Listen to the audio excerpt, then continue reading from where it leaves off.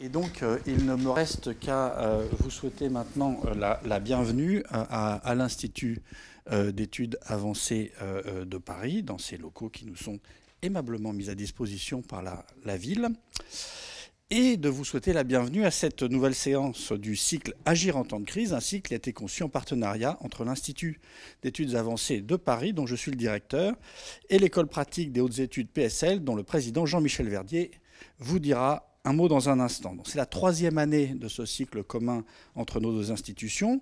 Vous pouvez consulter les séances précédentes sur le site du cycle, Agir en temps de crise, tout attaché. De nombreux prospectivistes nous disent depuis au moins 50 ans que les crises majeures allaient se produire au milieu de ce siècle, notamment en raison de la déplétion des ressources naturelles et de l'accroissement des inégalités, qui engendrent des tensions très fortes. Et nous sommes maintenant, je crois, entrés dans cette période dont on prévoyait qu'elle se produirait plutôt à partir de 2035. Donc nous sommes un peu en avance et l'évolution semble se produire plutôt sous la forme d'une addition de crises multiples plutôt que par un effondrement brutal. Et en tout cas, il semble très probable que nous sommes maintenant entrés dans une phase de turbulence globale qui va durer des décennies sur fond notamment de crise climatique. Pardonnez-moi d'être un petit peu pessimiste, mais je pense que c'est malheureusement un constat réaliste. Et donc la question est maintenant non plus comment éviter les crises, mais plutôt comment agir en temps de crise. Et c'est pour cela que notre cycle s'intitule ainsi. Alors de nombreux systèmes, évidemment, sont déstabilisés. Les systèmes établis, c'est la définition même de crise. Ces systèmes sont profondément remis en cause et de manière urgente, les crises contemporaines posent la question de savoir comment agir alors que précisément ces modèles habituels sont mis en défaut. Et donc notre idée a été de mettre en place un lieu de débat qui s'intéresse à la manière dont les chercheuses et les chercheurs analysent les crises et aussi des actrices et des acteurs majeurs de la société civile, politique, économique, associative, comment ces acteurs, ces actrices font ou ont fait face à différents types de crises. Et donc nous avons un séminaire qui est véritablement intersectoriel, non pas seulement interdisciplinaire, mais intersectoriel. Alors comment parvient-on à naviguer dans une mer de contraintes croisées et d'incertitudes? Est-ce qu'on peut tirer des leçons convergentes des différentes crises que nous avons vécues? Quels principes d'action utiles peuvent en être dégagés? L'histoire humaine peut être considérée comme une suite d'expériences naturelles dont la science, mais aussi les décideurs, les experts doivent tirer des enseignements, et c'est précisément le but de ces discussions intersectorielles. Aujourd'hui, le thème de cette rencontre est que peut-on apprendre des crises financières? Alors, je sais que l'actualité est à la guerre en Ukraine et qu'elle vient avec une crise économique et financière également, mais je ne voudrais pas, s'il vous plaît, que l'actualité envahisse ce débat, d'autant que nous manquons pour le moment de recul sur les aspects financiers de cette crise. Ce n'est pas que la guerre en Ukraine n'est pas importante, mais ça n'est pas le sujet principal du jour. Et donc aujourd'hui, priorité au temps long et à la comparaison entre la crise de 2008, qui était une crise financière endogène, et la crise de 2020, une crise économique d'origine exogène suite à la pandémie. Ma collègue et amie, la professeure Séverine Mathieu, sociologue, directrice d'études à l'EPHE-PSL, à qui nous avons confié la coordination scientifique de ce cycle, va nous présenter les intervenants de cette séance. Mais d'abord, mon collègue et ami professeur Jean-Michel Verdier va nous dire un mot. Je peux rester là. Bonsoir à toutes et à tous. Alors, j'avais pas prévu de parler, je savais pas que je devais parler, donc je vais être très très bref. J'ai rien préparé du tout. Je voulais dire que, comme tu l'as rappelé, ça fait 3 ans, même 3 ou 4 ans qu'on fait ce cycle de conférences qui a beaucoup de succès finalement. Et alors, on n'a pas fait que la crise, on a fait d'autres choses aussi très intéressantes. Alors, en ce moment, comme tu l'as dit, c'est la crise. Alors, on a commencé avec la crise de la Covid. Et puis ensuite, crise climatique, comme tu dis, crise financière, crise économique, et même maintenant la guerre en Ukraine. Donc on voit qu'effectivement on est dans un cycle qui n'est pas très réjouissant quand même, il faut le dire. Et donc c'est pour ça qu'on a voulu continuer ce cycle pour en parler de différentes façons, sur différents aspects, différentes thématiques possibles. Voilà. Donc je ne serai pas beaucoup plus long. Je vais tout de suite passer la parole à Séverine qui va vous présenter, je crois, les invités, les intervenants. Donc bonsoir, alors merci d'être venu dans ces superbes locaux relativement nombreux. Donc merci à vous et merci surtout à nos intervenants du jour que je vais maintenant vous présenter. Donc Elisabeth Ducoté, vous êtes PDG du groupe Tuan depuis 1991. Vous êtes membre du Conseil général de la Banque de France. Et également membre du CNI, le Comité national d'industrie, et du Conseil économique, social et environnemental. Voilà, vous avez également été délégué consulaire de la Chambre de commerce de Paris-Île-de-France, voilà, si je ne m'abuse. Donc merci d'avoir répondu présente à cette invitation. Marc-Olivier Strauss-Kahn, vous êtes directeur général honoraire de la Banque de France. Vous êtes également enseignant à l'ESCP, à l'ESSEC, à Sciences Po. Vous avez été membre du comité directeur de la Banque de France et vous avez représenté la France dans plusieurs grandes institutions, donc par exemple le G7, le FMI, le G20. Vous avez également occupé au début des années 2000 des fonctions à la Fed à Washington et voilà.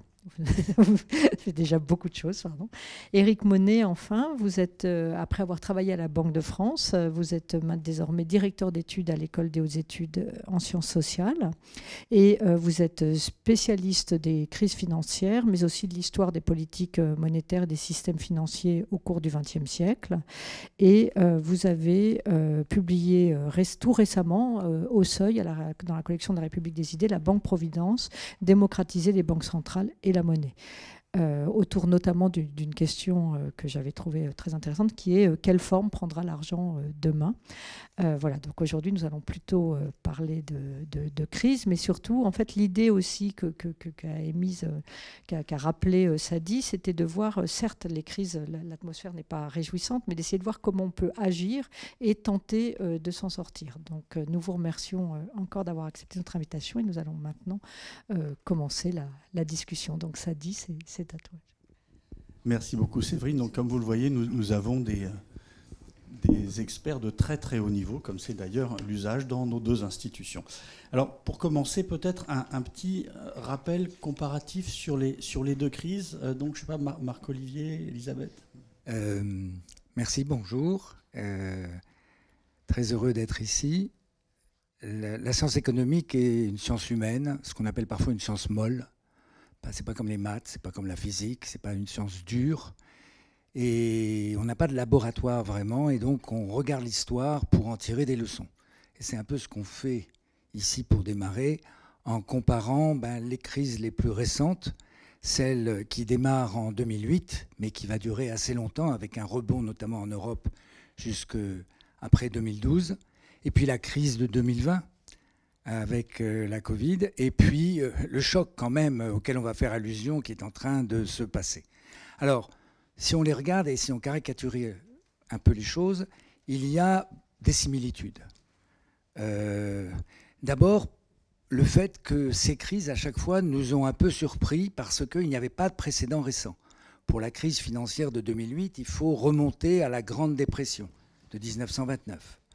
Pour la crise Covid, sauf les spécialistes, on avait quasiment oublié la grippe espagnole qui était passée un peu inaperçue suite à la Première Guerre mondiale et qu'on appelle d'ailleurs espagnole juste parce qu'ils n'avaient pas participé à la guerre, mais ce n'est pas du tout là-bas que ça avait démarré, c'est juste là que ça avait pu être observé. Deuxième caractéristique commune à ces crises, l'incertitude très grande dans laquelle on est, et donc, et c'est un mot qui va revenir peut-être, le besoin de restaurer la confiance. Et cette incertitude, elle existe en 2008 parce qu'il y a un virus qui s'appelle le subprime, c'est ce prêt toxique qui était caché dans des paniers d'actifs et qui était transféré, et plus personne ne savait qui l'avait, et ça créait une défiance vis-à-vis les uns des autres, et les conduisant à la paralysie du système bancaire, notamment aux États-Unis où j'étais à l'époque. Mais on a la même chose en 2020, bien sûr, avec un vrai virus, cette fois-ci un virus sanitaire, Covid, qui est invisible et qui est très contagieux. On a, dans tous les cas de figure, des chutes, aussi bien dans la sphère financière, les bourses, que dans la sphère réelle, l'activité économique, avec parfois des rebonds. Alors, les économistes aiment beaucoup les lettres de l'alphabet, donc ils parlent de chute en V avec un rebond, ou bien en U lorsque ça prend plus de temps, ou bien en W lorsqu'il y a des rechutes, et c'est ce qui s'est passé en 2008, et c'est ce qui s'est passé avec les différents confinements. Et puis, dans tous les cas, il y a eu des actions à la fois budgétaires par les gouvernements et du côté financier par les banques centrales. Ça, c'est les similitudes. Maintenant, les différences, il y en a plus, et je ne vais pas toutes les citer, mais je vais prendre l'exemple du processus lui-même.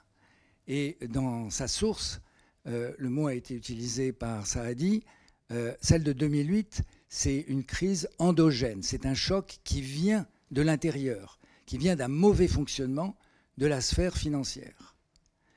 C'est un choc qui va affecter, en lien avec l'immobilier qui s'effondre, par contagion, le reste du monde, mais l'impact va être progressif sur ce qu'on appelle la demande, la consommation, l'investissement. Les banques n'osant plus prêter et se répandre assez lentement, 1 à 2 ans pour avoir un impact complet sur l'économie réelle. Et l'enjeu pour les banques centrales et les gouvernements, c'est que d'éviter, je vais caricaturer un peu les choses en disant d'éviter une mort subite de la sphère financière. Comme un bébé, ce qu'il ne faut pas, c'est qu'elle disparaisse complètement parce que c'est ça qui l'a menacée. Ça, c'est l'essentiel et ça se passe, donc je l'ai dit, en 1 à 2 ans pour la crise de 2008 avec des répercussions un peu plus lointaines en Europe vers 2012-2013, on y reviendra. En 2020, on a un choc qui affecte directement l'économie réelle, c'est-à-dire la capacité de production. Il est exogène parce qu'il vient d'un virus sanitaire et il va se répandre beaucoup plus rapidement et le virus et la contagion à peu près en 3 mois.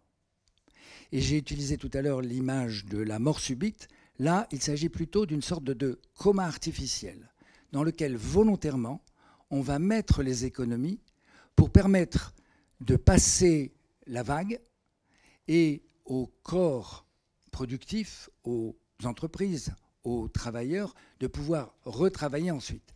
Et donc il va falloir immédiatement un soutien budgétaire très important, même si les banques centrales vont jouer un rôle. Et ça se passe très vite. Et une allusion quand même à 2022 et la crise en Ukraine, c'est de nouveau une crise exogène qui vient de l'extérieur de l'économie, qui affecte le secteur réel, les prix du pétrole. Il va y avoir un impact très différent en termes d'inflation. Après la crise de 2008, voire le début de celle de 2020, on a une baisse de l'inflation, quasiment un risque d'inflation négative, voire de ce qu'on appelle la déflation. Cette fois-ci, en 2022, avec l'envolée des prix de l'énergie, on a au contraire un effet très inflationniste qui s'ajoute à une répercussion de la crise sanitaire.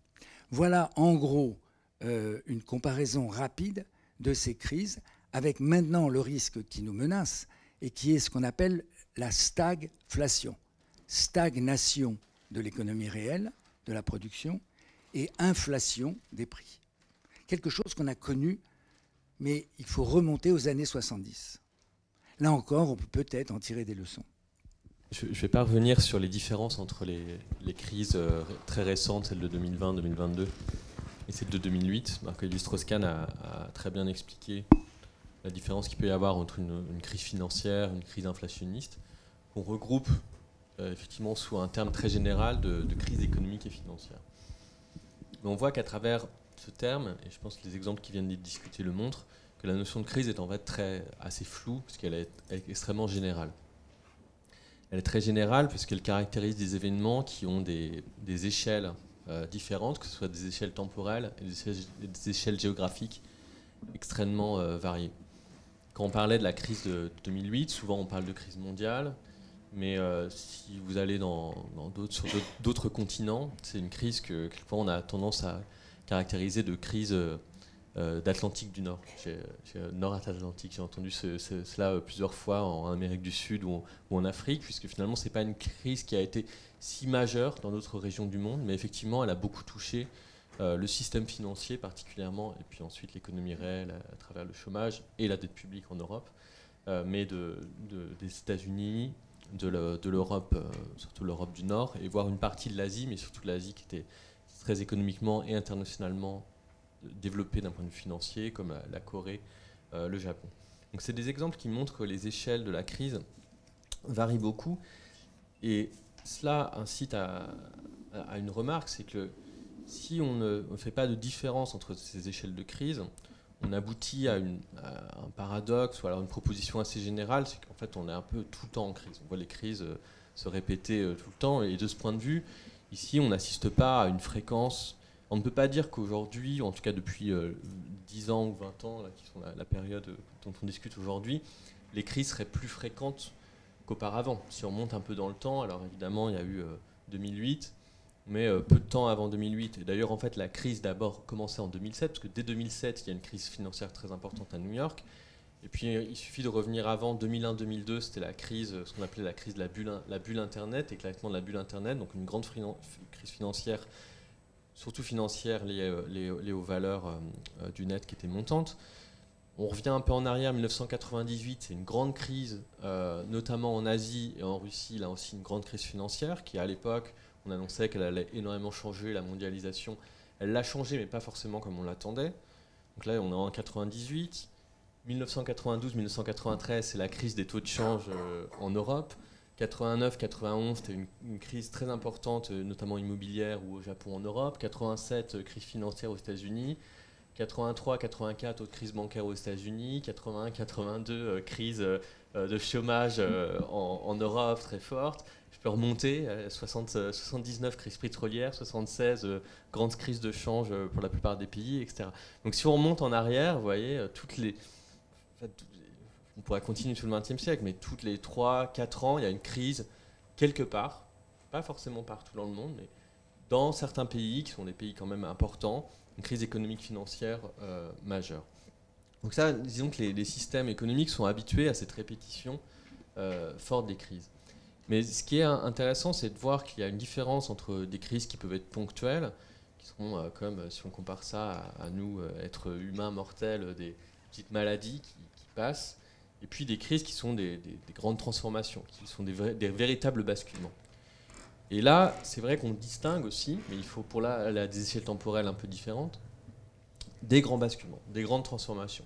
Je prends le nom de grandes transformations, c'est le titre d'un livre très célèbre de Karl Polanyi, écrit en 1944, un livre qui est resté lu et discuté, parce que par ce terme de grande transformation, il arrivait en fait à englober, à caractériser toute une succession de petites crises qui s'étaient placées dans les années 20, les années 1920, dans les années 1930. Parce que là aussi, c'est des années où toutes les 3-4 ans, il y a une crise. Il y a évidemment la Grande Dépression qui est la plus forte, mais il y a des crises politiques, des crises bancaires dans certains pays, des crises de change, etc. Et donc ça, c'est l'autre sens de crise. C'est en fait des transformations, des basculements. Et je crois que la question, je reviens sur mes pieds à toute fin, mais la question qu'on pose ici, c'est est-ce que cette succession de crises qu'on voit depuis 2008, crises éminemment différentes, complètement différentes, ça Marc-Olivier Strauss-Kahn l'a bien dit, il y a peu de rapport entre la crise de 2008 en termes de mécanismes financiers et celles qui sont récentes, participent à un basculement.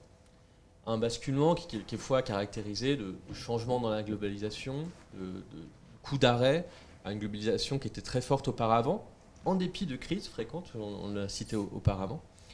Et c'est vrai qu'on voit ce basculement, et ça je pense qu'on assiste effectivement à une forme de transformation depuis une dizaine d'années, vers une mondialisation qui est différente, qui n'est pas celle qui a été mise en place depuis les années 80, depuis les années 90, à partir de caractéristiques sur lesquelles on reviendra sans doute dans cette discussion, qui sont notamment liées à l'émergence de nouvelles puissances, évidemment la Chine, qui tire aussi derrière elle des nouveaux pays qui ne veulent pas forcément se construire sur le même modèle économique et financier qui a été le modèle dominant pour, on va dire, l'Europe du Nord et les États-Unis depuis les années 80. Donc je pense que de ce point de vue-là, on assiste à une sorte de transformation qu'il est encore difficile de décrire, là encore je pense qu'on y reviendra dans la discussion, et qui vient, et ça c'est très particulier historiquement, au même moment qu'une crise qu'on peut qualifier, et là encore c'est difficile à caractériser en termes d'échelle, de crise climatique. Quels sont les liens entre les deux ? Je pense a priori il y a peu de liens à part un lien temporel. Les deux arrivent en même temps. Mais apparemment, a priori ce ne sont pas les mêmes acteurs, ce ne sont pas du tout les mêmes enjeux, et on voit très bien qu'aujourd'hui même les deux ne s'intègrent pas beaucoup, et qu'on a du mal, quand on parle d'inflation aujourd'hui, à intégrer les éléments de la crise climatique à les éléments de la crise économique. Merci Eric, et merci Marc-Olivier pour ces premiers éléments. Donc voilà, multiplication de crises, il y en a tous les 3-4 ans, mais comment, et donc on a des données tout à fait incertaines, et comment dans l'urgence on réagit à l'incertitude de ces données? Est-ce que Elisabeth Ducoté, vous pourriez nous répondre? Effectivement, j'écoute avec intérêt ce qui est dit juste avant, parce qu'effectivement, et je vais dresser en quelques mots ce que nous sommes, qu'est-ce que c'est que cette collectivité qui s'appelle Tuan et que je dirige, et qui est une entreprise donc typique, qui est une ETI, une entreprise de taille intermédiaire. Ce n'est plus une petite et ce n'est pas une grande. C'est une ETI qui a une histoire longue industrielle et qui est basée à Saint-Étienne, donc dans un endroit d'un territoire très précis de la France, et qui est industriel et qui donc qui a des machines avec des vrais outils, avec des vrais produits qui sortent, tout ça pour faire de la santé, c'est-à-dire des dispositifs médicaux qui sont des chevillères médicales, des ceintures médicales, des bas de contention, etc., c'est-à-dire des dispositifs médicaux et qui, de ce fait, contribuent à la santé.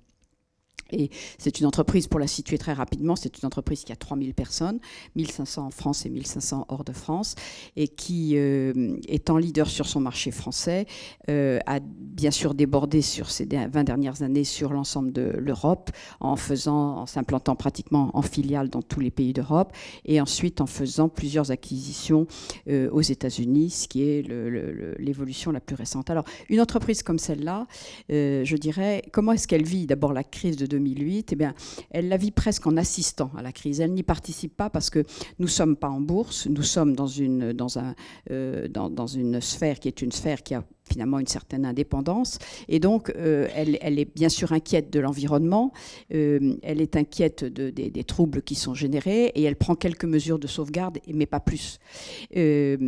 Très, très différente est la crise du Covid, qui est, avant d'être une crise économique et avant même d'être une crise financière pour nous, est une crise sanitaire. C'est-à-dire que quand nous voyons au mois de janvier que ce virus ne va pas connaître la frontière italienne et qui va certainement arriver de l'Italie à la France, eh bien, qu'est-ce que nous faisons? Nous nous disons comment est-ce que nous allons continuer à travailler. Et continuer à travailler, c'est-à-dire se procurer des masques et prendre le sujet sur un plan sanitaire, et uniquement sanitaire, parce qu'une industrie, ça ne s'arrête pas. On ne peut pas arrêter une industrie. Si on peut l'arrêter un peu pour temporairement, mais quand on voit une gravité comme celle-là, qu'on sent devenir une gravité très, très profonde, on se dit il faut surtout ne pas s'arrêter. C'est le premier pressentiment qu'on a. Et donc on se dit le problème, c'est d'abord un problème sanitaire, c'est-à-dire qu'on va protéger, et on va d'ailleurs faire une commande de masques très importante. Et je vous dis ça au type de l'anecdote. On va faire une commande très, très importante de masques en se disant il faut surtout ne pas s'arrêter, parce qu'on a 5 sites industriels en France, on en a 2 en Allemagne, 2 en Roumanie, 4 aux États-Unis. Il faut surtout ne pas s'arrêter. Et voyant que ce virus arrive, on va commander des masques, parce qu'on se dit dans le fond il faut protéger. Et ces masques, le jour où ils arrivent chez nous, nous sont réquisitionnés par la filière sanitaire. C'est légitime, la filière sanitaire est prioritaire, et donc nous n'avons pas de masques pour commencer à travailler au moment où le virus arrive. Et donc nous nous disons, nous qui sommes fabricants de tissus et de tricots, nous allons faire des masques pour nous-mêmes, et nous mettons immédiatement à faire des masques. Et c'est à ce moment-là que cette crise arrive avec son confinement. Et alors le confinement est un moment absolument majeur, parce que nous perdons du jour au lendemain 60% de notre chiffre d'affaires. C'est-à-dire que nous nous trouvons dans une situation qui est absolument inédite, que nous n'avons jamais vécue, y compris dans les 2 guerres mondiales, parce que nous sommes une entreprise de plusieurs générations. Donc nous voilà vraiment à ce moment-là dans une crise économique. Et cette crise économique, qui n'est pas une crise financière pour nous encore, est une crise dans laquelle il faut immédiatement se disposer pour redonner, pour ne pas arrêter l'industrie, parce que nous décidons dès le premier instant du confinement, nous nous disons nous n'arrêterons pas de fabriquer. Que faut-il fabriquer, à quel rythme, avec quel, etc. Certes, mais nous organisons immédiatement ce que je dirais la jonction digitale nous permet, c'est-à-dire nous organisons tous nos services chez eux, c'est-à-dire que dans la nuit nous remettons tous les collaborateurs au travail, en particulier tous les services de prise de commande, nous les mettons au travail chez eux, pour que le lendemain matin, au aucune commande ne nous fasse défaut, mais nous perdons entre 60 et 70% de chiffre d'affaires pour une raison qui est simple, c'est que les pharmacies qui sont nos clients ne veulent absolument plus entendre parler de nous, ils ne veulent plus entendre parler que d'une chose, que du Covid. Donc cette crise est d'abord vécue comme sanitaire et ensuite économique. Et dans le fond, dans cette urgence, j'ai envie de vous décrire de façon très microéconomique, parce que devant les grandes réflexions macroéconomiques, nous vivons la microéconomie, c'est-à-dire la réalité du quotidien. Et le premier réflexe, après celui de nous ne fermerons pas, que nous annonçons tout de suite, et qui crée probablement au milieu de cet océan d'incertitude, qui crée quelques certitudes. Et c'est un peu une grande baie dans laquelle il y a une mer fluctuante, etc. Mais il y a quelques rochers. Et ce rocher, c'est nous ne fermerons pas. Donc nous allons tous nous mobiliser pour ne pas fermer. Et nous allons nous adapter, bien sûr. Et donc ce que nous faisons tout de suite, c'est que nous réunissons l'ensemble des cadres, et nous réunissons en particulier le COMEX, mais l'ensemble des cadres pour penser collectif. Pour penser collectif, pour se dire, si nous pensons seuls ou en très petits groupes, nous allons être partiels, les deux pouvant aller l'un avec l'autre, et nous avons besoin de la réflexion des uns et des autres pour se dire que nous avons faire un acte de réflexion collective sur ce qu'il va falloir faire. Et nous instituons une réunion de crise tous les jours à 8h du matin, tous les jours, pour qu'on soit sûr qu'on a cette sécurité du pensée collectif dans un moment qui est totalement incertain et dans lequel on ne sait absolument rien. Donc voilà une première chose. Deuxièmement, on se trouve dans un moment où les choses étant tellement bouleversées et changées que les baromètres habituels ne fonctionnent plus. Je dirais, c'est très bien d'avoir des chiffres, c'est très bien d'avoir des comptes, c'est très bien d'avoir, etc. Mais sauf à vérifier que le chiffre d'affaires n'est plus là, je dirais, que faire sinon se dire que les éléments chiffrés, les tableaux de bord, etc., n'ont plus tellement grand intérêt. Donc on laisse émerger, moi, ce que j'appelle le bon sens, c'est-à-dire cette espèce de loi de l'expérience commune qui nous permet de nous comporter et qui nous donne finalement beaucoup d'indications et qui nous permet d'une part de nous dire que nous avons confiance les uns dans les autres, et deuxièmement que nous avons confiance en nous-mêmes suffisamment. Bon, nous avons traversé 2 guerres mondiales, mais là, c'est autre chose qu'une guerre mondiale. Mais pourquoi ne pas avoir confiance tout de même dans ce que nous savons faire? Et ça me fait penser à un ouvrage que vous avez peut-être lu, qui est celui d'Éric Orsena, qui s'appelle La route des Indes, et dans lequel on voit le petit bateau de Christophe Colomb qui démarre et qui va très vite, je dirais, affronter des tempêtes. Et dans ces tempêtes, l'équipage a peur. Les outils de bord ne fonctionnent plus. Enfin, certains fonctionnent, mais on ne sait pas lesquels donnent les bonnes indications. Donc, ceux qui fonctionnent, on ne sait pas s'ils sont justes, et d'autres ne fonctionnent plus. Et on est donc dans une incertitude complète, avec pas de métrique, enfin pas d'outils de la métrique. Et somme toute, au bout du bout, ils vont quand même découvrir l'Amérique. Voilà. Et donc, cette sensation, on l'a eu très forte. Et puis, troisième élément, nous faisons le recensement de ce qui est de l'ordre des certitudes. C'est-à-dire, nous avons des fonds propres, et les fonds propres dans une entreprise, ce sont des briques sur lesquelles on peut s'appuyer et qui vont nous permettre de passer. Alors, pas éternellement, mais on se dit, ces fonds propres vont nous être utiles. On se dit, nous avons également une collectivité qui est habituée à travailler ensemble, c'est-à-dire que cette collectivité va très vite se mettre en ordre de bataille, en ordre positif, je dirais, et se montrer infiniment solidaire, je dirais, d'une situation qu'elle n'avait absolument pas envisagée. Donc, il y a une espèce de gestion et de création très spontanée de comportements positifs. Et c'est là où moi je me dis on est très proche de cette économie comportementale dans laquelle une des clés de la réussite économique, c'est tout de même le comportement. Et puis, bien sûr, alors on s'appuie très fortement sur les propositions que fait l'État, qui ont été des propositions efficaces, c'est-à-dire mise en chômage technique des équipes qui ne peuvent plus fonctionner. Chez nous, c'était les vendeurs qui ne pouvaient plus aller dans la pharmacie, qui ne voulaient plus les voir. Et puis également le PGE, le plan de trésorerie qui a été accordé et que nous avons d'ailleurs remboursé très vite derrière. Mais donc, si vous voulez, on se trouve dans une situation dans laquelle je pense qu'on laisse émerger des éléments où on s'organise pour être entre nous à gérer des éléments totalement inhabituels, mais dans lesquels, je dirais, on trouve vite une espèce d'efficacité de l'expérience vécue ensemble. Donc, je peux dire que là, on fait l'expérience d'une collectivité entreprise. Voilà, ce premier point. Merci beaucoup. Donc ça, c'était la réponse en quelque sorte de la chef d'entreprise. Et maintenant, du point de vue des autorités publiques, Éric, comment réagit-on dans l'urgence et face à cette incertitude, pardon. Alors, du point de vue des autorités, effectivement des autorités publiques, alors, définies d'une manière assez large, mais quand on parle de crise économique et financière, on va dire en gros les finances et la monnaie, donc les banques centrales, les ministères de finances, le budget. Il y en a d'autres, c'est pas les seules autorités impliquées, mais c'est là où se situe peut-être le cœur des réactions dans les crises. C'est vrai que quand on compare les crises au cours du temps, vous l'avez rappelé au début, j'ai une grande partie de mon travail de recherche à porter sur l'histoire des politiques économiques. Ce qui est très important, et là on peut faire un lien, même si on se situe vraiment à des échelles différentes à ce que disait Elisabeth Ducotet sur les fonds propres. Enfin, quels sont les fonds propres d'une administration, enfin, le socle sur lequel s'appuyer dans un moment de crise? Parce que pour répondre à la question qui se posait ici, qui a été posée sur est-ce qu'on peut faire mieux que gérer l'urgence dans un moment de crise? Pas vraiment. Enfin, il y a un moment où, alors, évidemment, il faut le faire. Enfin, c'est important de ne pas pour ne pas paniquer, de le faire de manière assez collective, de penser petit à petit des éléments de long terme et des réformes, des transformations. Mais sur le moment même, il y a une urgence. Donc gérer l'urgence reste le plus important. Et c'est là où je suis vraiment d'accord avec ce qu'il disait avant.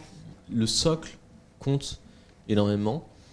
Et la différence des réactions au cours du temps des autorités publiques vis-à-vis des crises dépend en grande partie de ce socle. C'est-à-dire disons, à deux niveaux, c'est-à-dire une solidité d'une administration, on peut dire, quand on parle d'autorité publique, sa solidité, c'est-à-dire sa fiabilité, sa capacité à opérer, à mettre en place des politiques. Et deuxièmement, on va dire un socle intellectuel, c'est-à-dire quels sont les repères qui guident les décisions au moment, comme là encore le disait Elisabeth Ducotet, tous les indicateurs habituels ne veulent plus rien dire. Donc sur quoi s'appuyer? Et là, on voit quand même qu'il y a des énormes différences entre ce qui s'est passé depuis 10 ans, même si toutes les réactions à la crise n'ont pas été parfaites, et ce qui a pu être le cas dans l'histoire. Et là, la comparaison qui est souvent faite, mais sur laquelle on peut revenir, parce qu'elle reste, à mon avis, très instructive, c'est la comparaison avec les crises des années 30, où on voit des États ne pas répondre, dans un premier temps en tout cas, à des crises économiques et financières importantes. Si on se situe sur l'Europe, la comparaison, on voit que là, ce qui manque, ce n'est pas tant une question d'administration. L'administration, déjà, alors, évidemment très différente de ce qui existe aujourd'hui, mais a une certaine efficacité, ce qu'on peut voir par exemple dans deux moments de guerre. Mais c'était plutôt un socle intellectuel. C'est-à-dire un socle intellectuel sur la capacité de répondre à ce qui est les premières crises dans les années 30. En fait, c'est les premières crises systémiques, ce qu'on appelle systémiques, c'est-à-dire qui touchent l'ensemble du système financier et qui touchent aussi l'ensemble du marché du travail, et donc qui créent ces phénomènes nouveaux à l'époque de chômage massif. Et il n'y a pas de socle intellectuel pour ça. Et donc les premières réponses, c'est des réponses de penser que les crises... La réponse des années 30, c'est de penser que la crise est utile, finalement. Elle va être bonne. Dans bien d'autres pays, parce que là encore, il y a des crises, les crises financières sont fréquentes. Dans beaucoup de pays, notamment ce qu'on appelle des pays émergents, ce qui manque souvent pendant les crises, c'est au contraire la solidité, le socle de l'administration, capable de mettre en opération des instruments de gestion de crise sur le plan monétaire, sur le plan sanitaire. Et puis ce qui manque aussi, c'est un socle qui est là, et qui est équivalent au fonds propre vraiment une entreprise, au socle financier, c'est-à-dire juste des moyens financiers. Donc c'est souvent ce qui fait que le seul moyen dans une crise, c'est d'emprunter à l'étranger, de faire appel à des pays étrangers, des organisations internationales, quelque chose comme ça. Donc tous ces socles sont extrêmement importants pour les réponses à la crise. Ce qui est, je ne sais pas si on peut dire, c'est pas forcément une bonne nouvelle dans l'histoire, c'est que quand l'État ne répond pas suffisamment à une crise, soit par déficit de l'administration, soit par déficit, on va dire, de socle intellectuel, l'État s'en trouve délégitimé. C'est ce qui s'est passé vraiment dans les années 30, l'expérience la plus extrême. final, il y a un grand renversement politique partout, puisqu'on voit que l'État a complètement failli. Mais quand l'État répond de manière correcte aux crises, et on peut dire que d'un point de vue macroéconomique et financier, ce qui a été fait dans les crises récentes, une exception peut-être prête, c'était la crise de la dette publique en zone euro dans 2010, mais d'un point de vue financier, d'un point de vue économique, sanitaire, ce qui a été fait, en tout cas, a limité des catastrophes économiques comme était la hausse du chômage à 30% de chômage qui avait pu exister dans les années 30. Mais ces réactions, je pense qu'il faut mettre en garde, c'est pas parce que ça a un effet économique a priori positif au niveau macroéconomique que ça renforce l'État. Et ça, on le voit plutôt si on revient à une autre crise qui était celle des années 70, où les réactions, certes, il y a une hausse du chômage, l'inflation continue, mais les années 70, justement, au début, c'est vécu comme une capacité de l'État d'éviter la crise des années 30. Et ça passe beaucoup, par exemple, par des restructurations d'entreprises, qui ont été, a posteriori, très critiquées à l'époque, en disant l'État sauve tout, la sidérurgie, etc. etc. Mais c'était des moments pris dans l'état d'urgence. Et la conséquence que ça a eue, c'est que ça a beaucoup délégitimé les interventions de l'État. Et ça, je mets en garde là-dessus aussi, c'est que même si, a priori, dans un premier temps, les choses peuvent avoir un effet macroéconomique qu'on peut juger positif, souvent des interventions de l'État peuvent être critiquées. Et je pense que c'est ce qui s'était passé notamment dans les années 70. Merci beaucoup donc, pour cette notion de socle, de ces trois socles et des moyens. Une des choses qu'on constate dans les crises, c'est que les acteurs sont effectivement pris dans l'urgence et sont confrontés à un certain nombre d'arbitrages. Et la question que j'aimerais vous poser, peut-être en commençant par Elisabeth, c'est quels sont les arbitrages les plus difficiles à faire quand vous avez des décisions à prendre en temps de crise? Est-ce que c'est financier? Est-ce que c'est social? Est-ce que c'est temporel, organisationnel? Quels sont les dilemmes les plus pénibles? Si vous voulez, le plus important, c'est le social, parce que c'est une collectivité humaine, et on a une collectivité humaine qui commence d'ailleurs géographiquement par être affectée en France, et puis alors que les Allemands ne le sont pas encore beaucoup, et puis que qui va très vite affecter les autres pays d'Europe, donc nos propres équipes dans les pays d'Europe, et qui avait d'ailleurs affecté notre filiale chinoise en tout premier, où là les collaborateurs étaient purement et simplement confinés sans avoir le droit de bouger, etc. C'était très très compliqué. Donc d'abord l'urgence à gérer, c'est une urgence de la réalité de ces collaborateurs qui sont mis dans des conditions où ils doivent travailler quand même, parce qu'il faut que la collectivité avance, mais dans des conditions qui sont absolument inédites, dont ils n'ont absolument pas l'habitude et qui dépendent de la taille de leur logement, de l'éloignement, de la connexion bonne ou pas bonne. Donc c'est une crise vraiment très, je dirais, domestique. Enfin, c'est une crise de la bonne organisation d'une cellule, d'une multitude, de plusieurs cellules sociales qui sont habituées à fonctionner ensemble, mais avec la privation de la façon de se voir, la privation de bouger, la privation de prendre des repas ensemble, etc. Donc c'est une crise d'abord de la collectivité humaine et sociale qui est une entreprise. Donc ça, c'est la toute première chose. Alors, ce qu'il y a aussi, c'est qu'on voit très vite que dès qu'on se met au travail sur les masques, par exemple, et on a eu raison de le faire, parce que ces masques ont été non seulement utiles à l'intérieur, mais ils ont été ensuite d'abord porteurs d'une vraie fierté, parce qu'on est arrivé à faire des masques sur des métiers qui font des genouillères. La genouillère, eh bien, elle devient un masque, et elle devient un masque avec un brevet qu'on a déposé, etc., et avec une spécification AFNOR qu'on a fait en 3 semaines, là où d'habitude, une norme, ça prend 1 an. Donc, une espèce d'accélération des choses qui est un élément de fierté et qui est d'ailleurs très fédérateur des équipes. Et donc, il y a une espèce d'effet de catharsis. C'est-à-dire qu'on se met au travail énormément, intensément, avec évidemment une vision sur l'objectif qui est assez approximative, mais qui crée très, très vite une espèce de catharsis et une fonction de solidarité qui est très efficace. Et puis, on met en œuvre quelque chose, c'est comme votre exercice incendie que vous nous avez recommandé, mais que vous n'avez jamais mis en œuvre parce qu'il n'y a pas eu d'incendie. Tout d'un coup, on se met à faire quelque chose qui s'appelait un plan de continuité d'activité, qu'on avait X fois révisé, mais qu'on n'avait jamais mis en œuvre, et puis tout d'un coup, on le met en œuvre. C'est-à-dire qu'on fait un exercice feu pour la première fois, et ça aussi, c'est très catharsis. Et donc, cette urgence, je dirais, il devient quand même très vite important.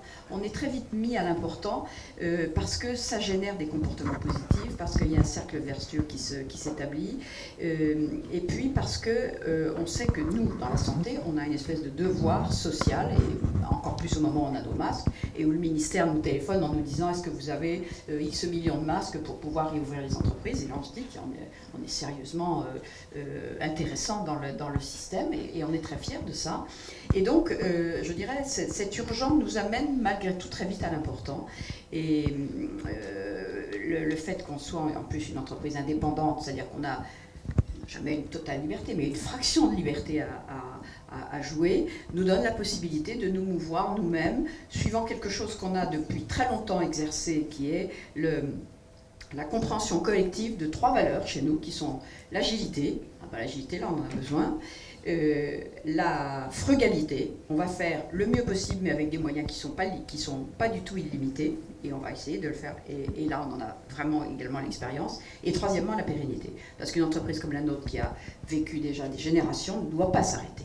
Donc on se dit ces 3 valeurs-là, on est en train de les vivre de façon particulièrement intense, et donc il y a une espèce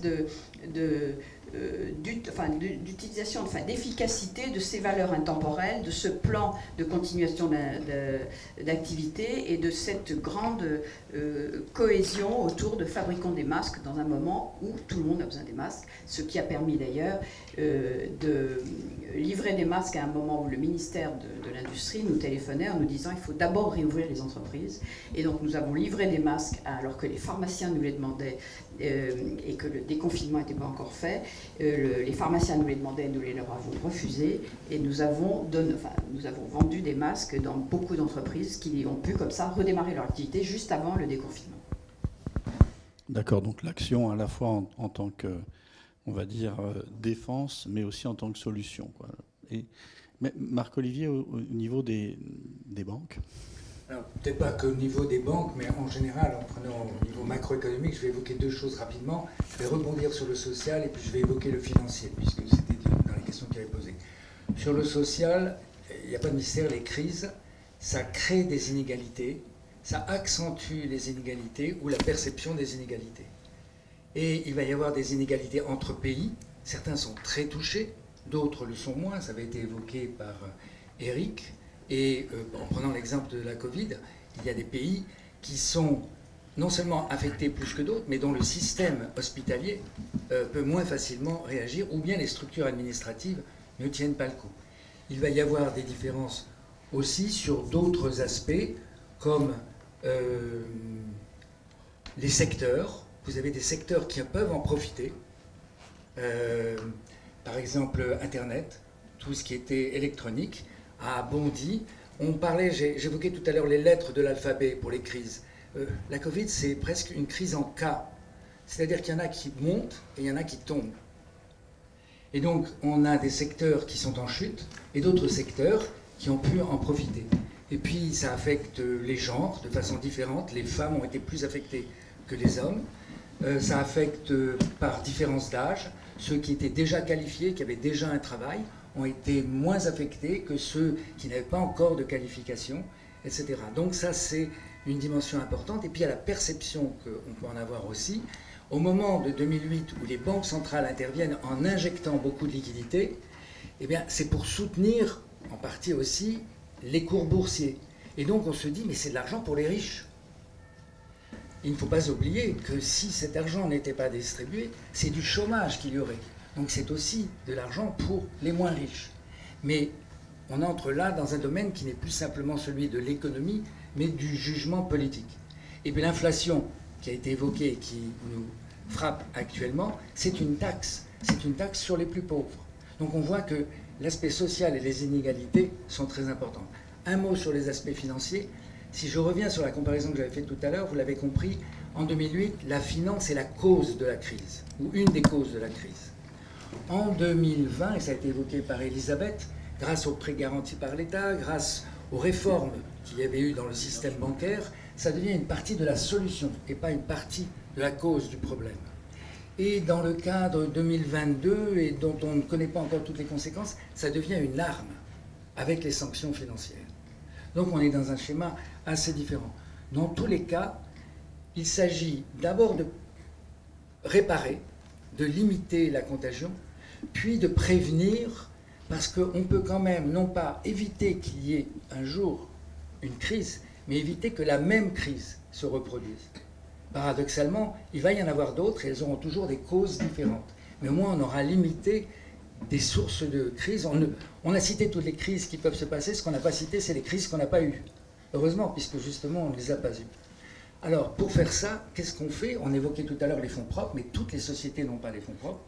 Et on a recours énormément à la dette. Et la dette, c'est un transfert entre générations. C'est nous qui en bénéficions aujourd'hui et c'est nos enfants qui la paieront plus tard. Et si on a le temps dans la discussion tout à l'heure, on reviendra sur cette notion parce que c'est quelque chose qui inquiète, mais qu'on a parfois du mal à bien évaluer dans ses conséquences. Eric, peut-être un mot. Un mot rapidement, où je reprends le fil de mon intervention précédente, et justement pour refaire le lien à ce qui est fait, parce que j'avais conclu sur le fait de ce paradoxe, mais qu'on voit vraiment quand on étudie l'histoire, qui est le fait que quand une crise peut paraître a priori bien gérée par des autorités politiques, cela ne veut pas dire qu'elles vont en récolter les bénéfices politiques. Et cela, pourquoi? Et on le disait, les deux interventions sont revenues là-dessus, en fait, parce que quand il y a une résolution de crise, une gestion de crise, l'État se retrouve de toute façon à l'avant-poste, d'autant plus lorsqu'il agit. Lorsqu'il agit et agit vraiment et n'est pas en retrait, soit par déficience du socle intellectuel ou déficience du socle administratif, comme je les appelais tout à l'heure. Et donc c'est là où la question de la légitimité revient forcément. Et on le voit sur les confinements, ou des choses comme ça. C'est-à-dire qu'à la fois il y a une réaction forte de l'État, nécessaire sur beaucoup de points de vue, mais aussi ça suscite tout de suite des critiques. Sur l'exemple des banques centrales, on parlait à Marc-Olivier Strauss-Kahn, c'est la même chose. Une intervention qui, au regard de l'histoire, est évidemment nécessaire, mais les critiques est justifiée. C'est vrai que aider les banques à se maintenir augmente le prix des actifs, donc génère des inégalités. Donc comment on arrive à faire en sorte qu'il y a des discussions pour être sûr que la légitimité, il y a une vraie légitimité de ces interventions, qu'elles puissent être comprises, qu'on est sûr que des scénarios alternatifs ont bien été pris en compte. Donc, on revient sur la question des banques centrales, finalement, c'est à quel moment il faut arrêter ces achats d'actifs pour éviter que les inégalités augmentent trop. Et donc c'est là où la ligne, on est vraiment sur une ligne de crête. C'est-à-dire à quel moment il faut changer peut-être le fusil d'épaule. Et tout ça ne peut se passer que sur le plan d'une discussion ouverte, d'une coordination. Et c'est là où je pense qu'il y a une vraie différence entre des gestions de crise dans un État qui reste démocratique, où il y a des élections qui comptent avec un Parlement, et où cette chose de gestion de crise et d'a priori d'évaluation des outils qui ont été mis en opération pendant la crise est absolument, à mon avis, nécessaire, à la fois sur ce qu'on appelle les délibérations, discussions, qui peuvent venir juste après la gestion de l'urgence, mais sont nécessaires, et aussi sur la communication, et je pense que ça va être le point que maintenant on va être abordé. En quelque sorte, justement, pour poursuivre un peu dans la même direction, en fait, comment fait-on pour se coordonner au niveau local et international? Est-ce qu'on peut décider seul? Comment ça se passe? Je vous prenne un micro. Voilà. Je pense qu'effectivement, il y a une espèce de minute de vérité. On ne peut pas on est bien sûr obligé de communiquer et je crois vraiment pas qu'on puisse rester sur la réserve de communication. Ça paraît impossible. Dans une crise pareille, dans un choc pareil, etc., il n'y a qu'une solution, c'est de partager avec les collaborateurs. Ça ne peut pas être autrement. Et donc, c'est dire, mais je dirais, c'est dire vrai, c'est-à-dire dire la réalité. Et oser dire, nous avons peur. Nous avons peur. Et ce qui déclenche immédiatement, je dirais, des comportements de solidarité, parce qu'avoir peur ensemble, c'est très solidaire. Dire personne n'a peur, c'est absolument faux. Donc dire vrai, parler vrai, je pense. Parler beaucoup en interne, parce qu'en fait, on s'aperçoit au moment d'une crise que les collaborateurs, très souvent, n'avaient pas imaginé à quel point, je dirais, l'équilibre de l'entreprise était lié à son chiffre d'affaires. Dans le fond, quand on a un salaire qui, depuis des années, tombe à la fin du mois et que, quoi qu'il arrive, ce salaire arrive avec, bien sûr, les modalités habituelles, mais que ce salaire n'a jamais été remis en question, il y a beaucoup de collaborateurs qui n'ont pas n'ont pas conscience que cet équilibre très très simple qui est le chiffre d'affaires nous amène de quoi verser les salaires. Beaucoup, je dirais, n'ont pas conscience de ça, et donc on commence par faire une espèce de pédagogie basique des grands équilibres de l'entreprise, qui sont de la pédagogie très très très simple et très, je dirais, très très au jour le jour. Et donc on essaye de parler et d'expliquer des éléments qu'on n'avait pas eu l'habitude d'expliquer et qui sont absolument nécessaires. Après ça, évidemment, on a beaucoup de communication à l'intérieur du groupe avec l'ensemble des cadres. Ça, beaucoup. On institue des choses, d'ailleurs, qu'on va garder après la crise, enfin, ou dans la crise suivante qui arrive. Mais effectivement, on s'aperçoit du bienfait de cette régularité de la communication dans les deux sens, parce que c'est nous à vous et vous à nous, etc. On parle beaucoup en externe aussi. C'est très important de parler en externe. C'est très important de faire savoir ce qui est fait, en particulier, par exemple, sur un plan local. La ville de Saint-Étienne a un CHU. Dans ce CHU, il y a besoin d'un certain nombre d'équipements de protection individuelle. Et nous allons, au travers de la préfecture, bien sûr, apporter ce que nous pouvons faire. Et donc, c'est une communication à la communauté environnante de ce que nous pouvons faire et pour l'aider, c'est normal.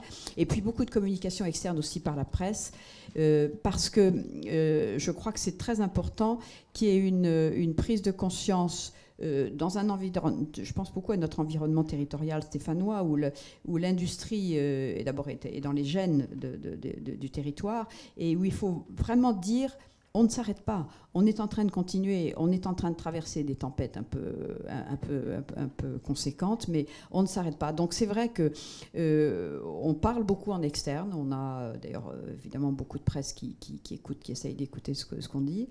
Et puis peut-être une dernière chose, dire ce que l'on fait, c'est-à-dire expliquer ce que l'on fait et faire ce que l'on dit, pour rester légitime au cours de la crise, parce que s'il y a la perte de confiance, je pense qu'on est perdu. Donc faire ce gros effort de maintien et de nourriture de la confiance existante, en disant ce que l'on fait et en faisant ce que l'on dit. Je dirais quelque part, c'est Mermoz, hein, ils ne savaient pas que c'était impossible, alors ils l'ont fait. Et c'était acrobatique, mais ils ne savaient pas que c'était impossible et ils l'ont fait.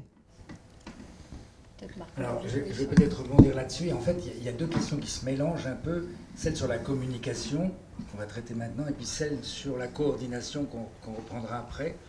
Sur la communication, il faut effectivement qu'il y ait des actions, des actes et des paroles, et qu'ils aillent ensemble.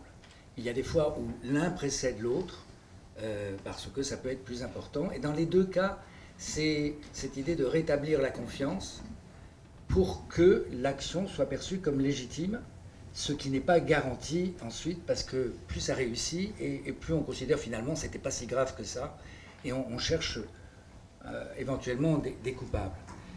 Dans la crise de 2008, il y a quelqu'un qui apparaît très clairement comme le coupable, on a même dit l'ennemi, c'est la finance. C'est un peu caricatural, mais c'est perçu comme ça.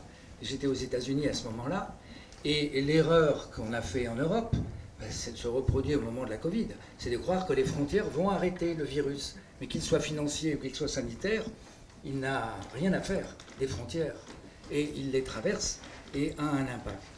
Alors les banques centrales interviennent immédiatement, mais d'une façon qui n'est pas nécessairement perceptible par le public, parce que c'est assez technique, parce qu'on a beau avoir des billets dans sa poche, la monnaie, c'est un concept, on ne comprend pas bien comment c'est créé, on ne comprend pas bien comment ça circule, etc. Mais il est très important que les banques centrales interviennent à ce moment-là, parce que les banques ne se font plus confiance.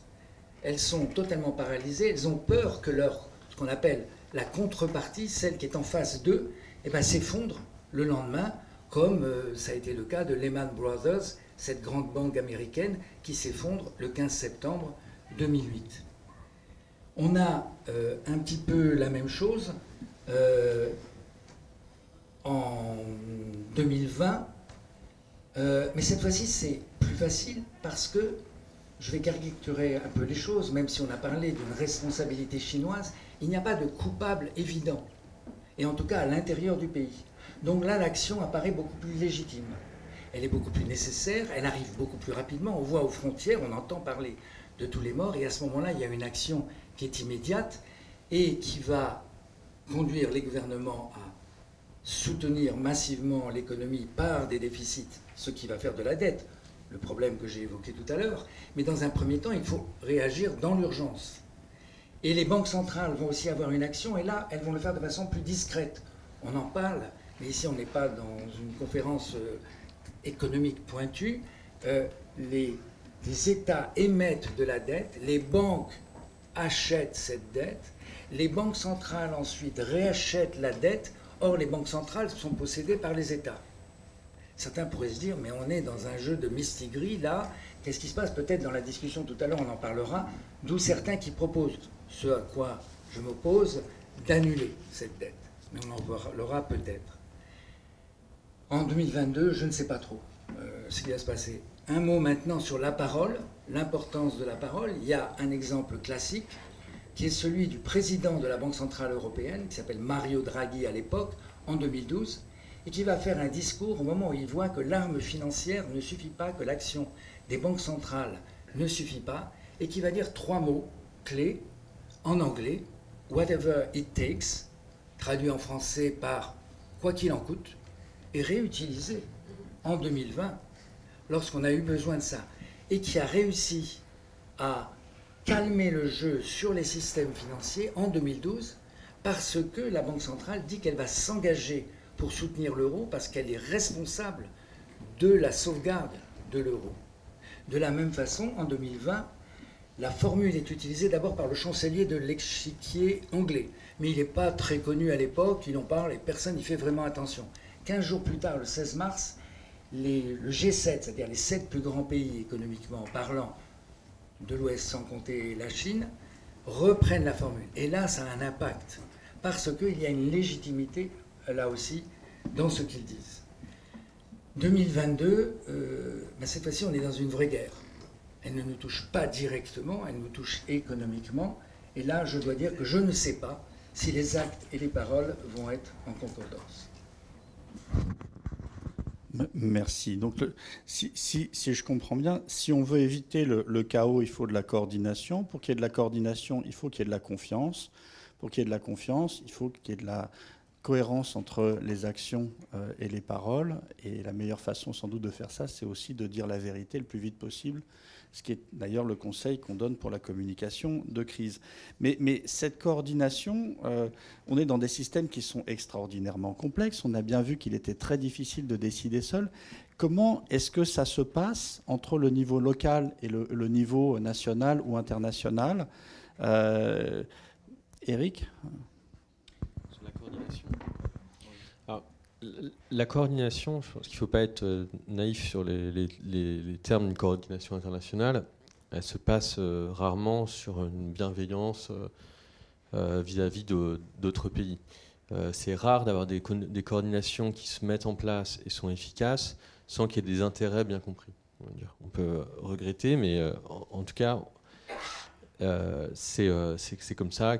Souvent, les pays se coordonnent quand ils voient un intérêt à se coordonner assez net. Donc la question qu'il y a derrière, enfin, une fois qu'on a dit ça, c'est un peu une évidence, mais c'est comment les pays vont eux-mêmes, par une sorte aussi de coordination, mais à un niveau différent, essayer de comprendre ce qui est vraiment leur intérêt et dans quelle mesure les crises des autres peuvent leur porter préjudice. Et c'est là que la question, souvent, la coordination internationale devient difficile. Un exemple qui a été maintenant discuté beaucoup depuis une dizaine d'années, c'est ce qu'on peut appeler l'incapacité de l'Europe, de l'Union européenne dans un premier temps, à gérer les crises de dette publique en 2010.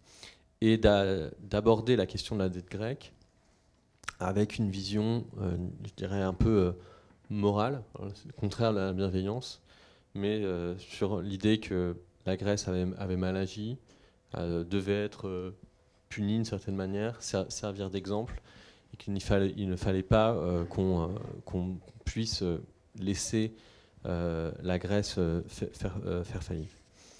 Et là, on voit en fait une mauvaise appréciation des intérêts bien compris, une incapacité dans un premier temps des décideurs européens à comprendre que dans une zone qui est maintenant à un niveau d'intégration très fort, il y allait avoir des conséquences néfastes, des effets de second tour sur les autres pays européens. Donc c'est un moment où la coopération internationale en fait, ne fonctionne pas suffisamment, et sans doute parce que justement elle se fonde trop sur des arguments qu'on pourrait dire des arguments moraux, plutôt que sur une évaluation globale, systémique, des intérêts des différentes parties.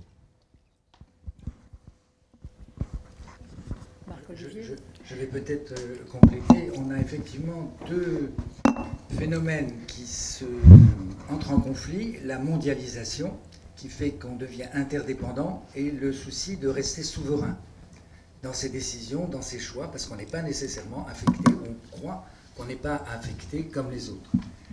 Et j'ai une vision peut-être un peu plus positive que celle de Eric de la coordination, tout en reconnaissant les défaillances.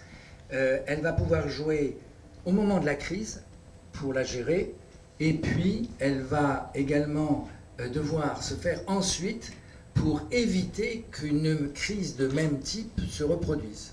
Et c'est ce qui se passe en fait en 2008. Ça met du temps, bien sûr. Il y a les gouvernements, mais il y a aussi des institutions qu'on appelle le FMI, le Fonds monétaire international, ou qu'on appelle la BRI, la banque, c'est pas la brigade d'intervention, hein, c'est la banque des règlements internationaux, qui est une sorte de banque des banques centrales, qui reste en général assez discrète, mais qui permet une concertation, sinon de se coordonner, au moins de coopérer, de s'informer, de partager les expériences, réussies ou pas réussies.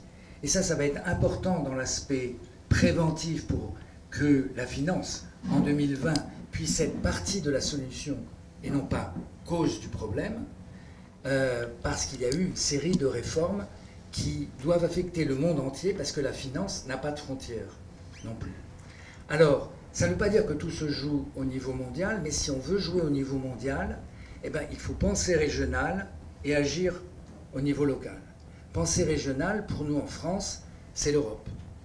Parce que, isolé, on ne peut pas facilement réagir, faire les actions nécessaires.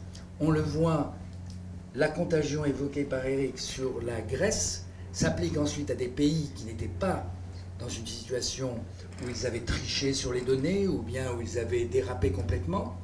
L'Espagne n'avait pas une dette très importante, et pourtant, par contagion, elle commençait à être affectée, et si on laissait le feu se répandre, c'était la France, c'était l'Allemagne, etc., qui explosaient. Donc, si on a conscience, quand on prend conscience progressivement, et ça met du temps, effectivement, selon les réactions politiques, il peut y avoir les bonnes actions qu'ils ont prises. Je pense par exemple à 2020, où lorsque la crise Covid arrive, on a plus une succession simultanée d'actions de chaque pays, qui sont confrontés à la même chose et qui agissent de la même façon. Mais il n'y a pas vraiment de coordination. La coordination, elle arrive, ou du moins la coopération, elle arrive après. Aux États-Unis, elle passe par le fait qu'il y a un changement d'administration. Trump était totalement contre le multilatéralisme, contre une vision globale, et l'administration Biden permet, elle, d'avoir une action. En Europe, ça va mettre du temps, moins qu'en 2008, pour créer un fonds qui va venir en soutien des différents pays de façon différente et qui est financé cette fois par tous les pays, ce qui était sans précédent. Donc vous avez là une différence, et les sanctions, on a un peu la même chose. Alors, Eric, à juste titre, a dit tout à l'heure que les crises dont on est en train de parler, ce sont des crises du monde développé, du monde avancé. Elles affectent par ricochet les pays en développement et certains pays émergents. Mais ils ne se considèrent pas comme à la source. Et pourtant, ils sont eux aussi fortement touchés. Les sanctions financières, un mot là-dessus, et peut-être on aura le temps d'y revenir, c'est une arme qu'on n'a pas encore vraiment utilisée de cette façon-là, qui a bien sûr un effet en boomerang sur les pays qui la pratiquent, parce que ça va créer une sorte d'escalade de mesures financières. Mais d'un autre côté, si on ne veut pas s'engager dans une guerre physiquement, y a-t-il une autre solution? Voilà. Alors, dans ce cadre-là, la souveraineté, moi je la conçois de façon partagée. Pas dans tous les domaines, mais le domaine monétaire, c'est déjà le cas. Et je dois dire que s'il n'y avait pas eu l'euro, les taux d'intérêt se seraient envolés en France, comme ils s'envolaient dès qu'il y avait une crise dans les années 70. On ne perçoit plus tous ces éléments-là dont on bénéficie. Merci. Nous arrivons en quelque sorte au terme de cette première partie de cette discussion. Précisément, là, vous venez d'évoquer l'euro et donc une initiative, en tous les cas, de coordination. Quelles sont aujourd'hui les leçons qu'on peut tirer de tout cela, les erreurs à éviter? Est-ce qu'il va falloir à l'avenir, puisque ces crises, Eric l'a rappelé au début, elles sont récurrentes et sur des très courts termes, est-ce que du même coup il faut modifier les modes de raisonnement et les modèles de développement? Elisabeth? Alors, on est sorti de la crise différente de l'état dans lequel on était entré, c'est certain. Et donc, on est, je dirais, tout a changé. Enfin, beaucoup de choses ont changé. Et vraiment, première leçon, c'est qu'on a survécu. On n'est pas mort. Voilà, tout ce qui ne me tue pas me renforce. Et c'était très très vrai dans cette crise-là. C'est Nietzsche qui a dit ça. Et donc, on sort de la crise en se disant on a été résilient. Et le terme qui arrive de la psychanalyse est totalement adapté à ce qu'on a vécu, c'est-à-dire une véritable résilience dans une situation qui était une situation d'une extrême sévérité. Et dont on a tout intérêt d'ailleurs à célébrer qu'on l'a fait. Et nous, on a fait les actes de la crise, c'est-à-dire qu'on a créé des photos, des vidéos, des petits textes, etc., de tout ce qui, somme toute, avait été cette accumulation d'actes positifs qui nous ont permis d'en sortir. Donc on en sort vivant. Et donc on se dit, dans le fond, on a créé quelque chose et que je vais prendre un terme financier pour quelque chose qui n'en est pas, où je vais dire que ce sont des actifs intemporels. Nous avons créé des choses qui ne seront jamais inscrites à notre bilan, mais qui est une capacité à savoir que nous savons survivre, et y compris des choses très différentes. Et c'est très différent, c'est très difficile. Donc il y a la création d'actifs intemporels qui est être confiant dans l'avenir, et y compris dans un avenir dans lequel il y aura cette permanence de la turbulence. Être confiant dans la collectivité que nous formons, être confiant aussi dans les valeurs que nous avons qui ont été mises justement là en route et qui ont bien marché. Et donc on a créé des actifs intemporels, on a créé aussi quelque chose qui est l'entreprise hors les murs fonctionne, c'est-à-dire oui, c'est la remote entreprise, ça fonctionne malgré tout, alors avec certaines difficultés, etc. Et puis maintenant il faut revalider les situations, mais voilà, chacun est chez soi et ça fonctionne quand même.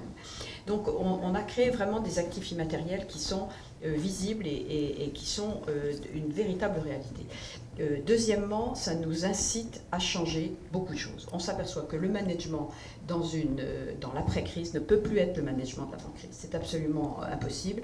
C'est-à-dire que la façon dont on va déléguer le travail, dont on va le faire, la façon dont on va gérer l'équipe, la façon dont on va faire des projets ne peut plus être semblable, parce que, somme toute, il y a un vrai apprentissage du nouveau management de cette entreprise qui est un peu hors les murs, et donc dans lequel le management, qui est une relation à l'autre, le management, je prends les autres en main, ou je suis prise en main par les autres, et cette relation à l'autre ne sera plus la même, parce que la distance n'est plus là, la distance est là, je veux dire, et donc on est dans un autre type d'espace-temps pour l'entreprise et pour la relation de travail. Donc il y a un management nouveau à créer. Et puis évidemment, on va jusqu'à la création de business models nouveaux. Quand on pense à quel point toutes les ventes sur Internet se sont accélérées, se sont développées, on a créé des habitudes chez le consommateur qui sont des habitudes, y compris dans la santé. On a créé chez le consommateur des habitudes qui seront irréversibles. Donc ça veut dire que le business de l'entreprise, qui était de vendre dans des lieux physiques permanents et de ne pas vendre sur Internet, l'entreprise, elle se repose des questions après coup et elle se dit le business model doit être modifié. Donc il y a une espèce de déchaînement, enfin de modification de la chaîne de la valeur qui est très très sérieusement prise pour faire une nouvelle entreprise de la post-crise, et cette entreprise de la post-crise devant être adaptée, y compris à la crise qui est celle d'aujourd'hui, qui est une crise d'une autre nature, mais qui est une crise absolument permanente à nouveau. Oui, je dis parfois, ça a déjà été employé, l'histoire ne se répète pas, mais si on veut être poétique, on va dire qu'elle se rime. Et puis si on est un peu plus pessimiste, on va dire qu'elle bégaye ou qu'elle trébuche. elles riment, et les entreprises, on a eu un bel exemple là, savent en tirer profit. Au niveau de la société en général, c'est plus compliqué. Modifier nos modes de développement, nos modèles de développement, ça prend beaucoup plus de temps. On en tire des leçons de ces crises, on éduque, et là je ne résiste pas à l'envie de vous faire un peu la publicité de la Cité de l'économie, qui est à Paris, le premier musée européen d'éducation en économie, et où il y a des vidéos, des tas de choses. C'est dans un magnifique palais, presque aussi beau que celui-ci, mais de style Renaissance. N'hésitez pas à y aller, et ça peut contribuer à ce que les citoyens comprennent mieux les mécanismes et n'aient pas l'impression d'être des pions dans le processus. Alors, il y a eu énormément de critiques sur les mécanismes de marché, et c'est un peu comme la démocratie, c'est le moins mauvais des systèmes. Mais les marchés souffrent d'énormément de maladies. Ils sont myopes, ils n'ont pas de vue à long terme, ils sont amnésiques, ils ne se rappellent pas des leçons du passé, ils deviennent addictifs, dépendant énormément de l'intervention de l'État ou des banques centrales, ils surréagissent, et quand on essaye de les calmer avec des taux d'intérêt extrêmement bas, comme avec un médicament, ben ça crée une sorte d'anesthésie qui font qu'ils ne voient plus vraiment la réalité. Alors, il ne faut pas que l'image soit trop négative, mais c'est vrai qu'on agit d'abord dans l'urgence pour guérir. Et puis ensuite, avec plus de temps, pour prévenir la prochaine crise qui, elle, ne se produira pas, parce que, je l'ai évoqué, elle se produit ailleurs, là où ça n'était pas prévu. Et ça peut créer une sorte de fatigue des réformes, parce qu'on dit, mais à quoi ça sert d'avoir fait cette réforme si de toute façon, on a quand même une crise qui arrive. Et ça, en économie, je vais vous assommer un peu avec ces deux termes à la fin, mais je voudrais quand même les prononcer. On parle de deux tragédies. On parle de la tragédie des horizons, c'est-à-dire qu'on a des visions à court terme, tout le fonctionnement est fait sur le court terme, et c'est vrai que dans l'action et dans l'urgence, il faut agir à court terme, et pourtant les problèmes qui nous menacent, ils sont à long terme, et on a évoqué régulièrement, sans vraiment la traiter, parce que c'était dans une autre conférence, la crise climatique qui est autour de nous. Et puis ce qu'on appelle la tragédie des communs, c'est-à-dire des biens que nous avons en commun, dont nous profitons tous, mais dont certains peuvent abuser en ayant un comportement de cavalier seul. En anglais, on dit de free rider, qui fait qu'ils en profitent alors que les autres le payent. Et cela, on l'a, et je finirai là-dessus, sur le sujet qu'on n'a pas vraiment évoqué, mais qui est quand même derrière de cette crise ou de ce dérèglement climatique qui nous menace, et on y reviendra peut-être, qui a un impact sur les prix et qui aura un impact sur l'inflation dans le futur, parce que l'énergie va devenir plus chère, parce que être frugal, parfois ça coûte, ça oblige à modifier notre façon de produire, de dépenser, de gâcher des choses. Et on le remarque déjà parce que dans la crise de l'Ukraine, c'est bien l'arme du pétrole, de l'énergie qui est en jeu. Simplement, ces crises successives font un peu oublier l'enjeu plus grand qui est le dérèglement climatique. Eric, Je conclure sur quelque chose qui est vraiment dans la ligne de ce qui vient d'être dit, c'est-à-dire qu'un des autres dangers des crises dont on n'a finalement pas tant parlé là, c'est le phénomène d'aveuglement que l'urgence peut créer. Et si on refait des parallèles historiques, on voit dans les années 30, les gouvernements à un moment se félicitaient d'être enfin sortis par différents moyens, et notamment par des formes d'isolationnisme économique de la crise économique, donc la Grande Dépression du début des années 30, et pas voir arriver quelque chose qui rétrospectivement est tellement énorme qu'on se demande comment les politiques de cette période ne peuvent pas le voir, qui est les régimes autoritaires et puis l'arrivée de la Seconde Guerre mondiale. Je crois qu'aujourd'hui, on est dans une situation où cet aveuglement fort, je ne veux pas dire qu'on voit l'aveuglement, mais on a quand même une certaine conscience de notre incapacité à envisager cette crise qui est beaucoup plus forte, qui vient, et surtout qui a un degré d'incertitude majeur, enfin, sans précédent, et c'est une crise qu'on a du mal à hiérarchiser. Et c'est ça qui est compliqué aujourd'hui, c'est la capacité de hiérarchiser entre différents types de crises, que en fait chaque crise, d'une certaine manière, change l'importance des choses et nous empêche d'avoir je ne sais pas si c'est une vision de long terme, mais en tout cas d'avoir un ordre de priorité sur ce qui doit, sur les mesures politiques à prendre. Merci beaucoup. Très, très riche. J'essaye de résumer un petit peu ce que j'ai entendu. Donc, la crise amène une situation d'incertitude à laquelle on essaye de répondre en faisant appel à l'intelligence collective, mais aussi à un socle intellectuel, administratif et des ressources. La mise en action de ce collectif est un processus qui est d'abord social, mais qui, à la fois, réduit l'anxiété, produit des solutions. Donc, c'est une sorte de catharsis productive, si je peux reprendre le terme que vous avez utilisé, catharsis. La difficulté, c'est que l'urgence, c'est de maintenir une capacité d'action. Et là-dedans, la communication est indispensable à la fois pour maintenir cette capacité d'action, mais aussi pour maintenir plus généralement la confiance qui va éviter le chaos, permettre la coordination. Et si on veut une coopération qui est indispensable, il faut que chacun ait conscience de son intérêt. Donc cette question d'intérêt bien compris renvoie à ce que tu appelais le socle intellectuel, et qui est manifestement quelque chose qui peut, quand il manque, empêcher une résolution, notamment au niveau macroéconomique. Et dans la résolution de la crise, notamment par les États, mais de manière générale par les acteurs, il y a une espèce de paradoxe de la réussite, qui est que si c'est facile, enfin si c'est réussi, on pense que c'était facile, et que de toute façon, on a tendance à chercher, comment dire, des boucs émissaires, d'une certaine manière. Et par ailleurs, il y a une fatigue des réformes qui est due justement à la succession des crises. Et on se demande pourquoi il y en a toujours et pourquoi il faut toujours réformer.